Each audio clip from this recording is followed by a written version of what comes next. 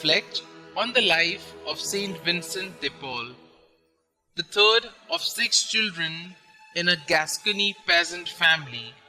St Vincent de Paul was educated by the Franciscans at Dax and ordained to the priesthood at the age of 19. 5 years later, he was captured and enslaved by Turkish pirates, but made good his escape after 2 years, together with his renegade Christian master, whom he had converted.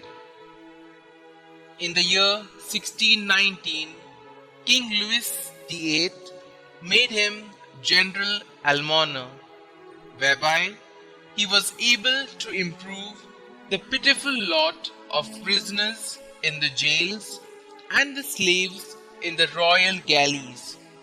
He established hospitals and by way of bodily and spiritual ministrations won their hearts and converted many.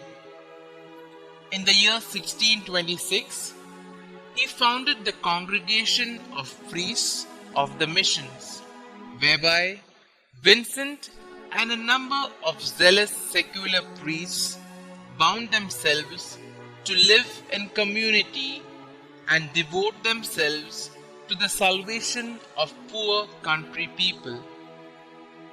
The direction of seminaries, which they undertook at the request of certain bishops, proved so successful that at the outbreak of the French Revolution, they were in charge of 1/3 of all such institutions in France.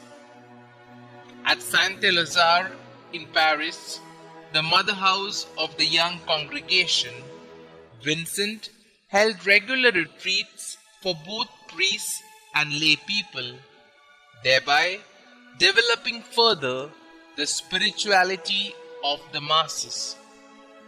Simultaneously, moved by the spirit of practical charity, he helped stimulate the social consciousness of many women of the nobility and organized them into the Ladies of Charity, using their enormous contributions to operate the great General Hospital of Paris, where thousands of destitute were sheltered and given useful work to do.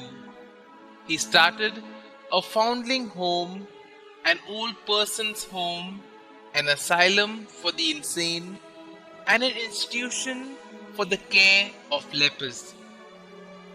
The actual nursing of all these unfortunates was entrusted to the Daughters of Charity, which he founded with Saint Louis de Marillac in the year 1633.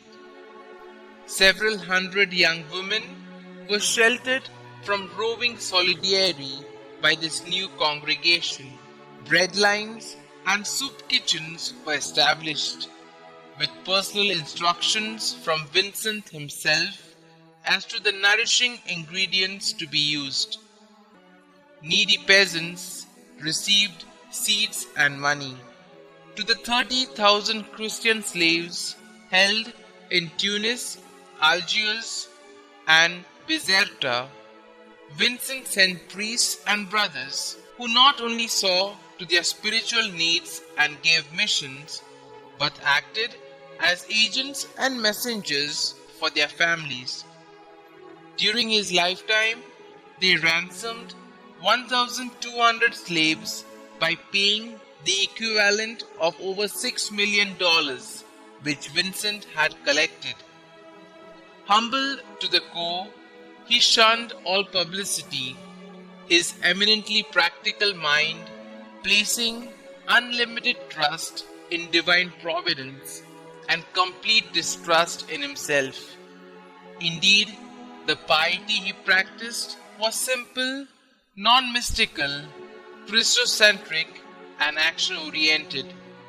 The body of Vincent de Paul, who died on the 27th of September 1660 in Paris, are enshrined in the mother house of his congregation.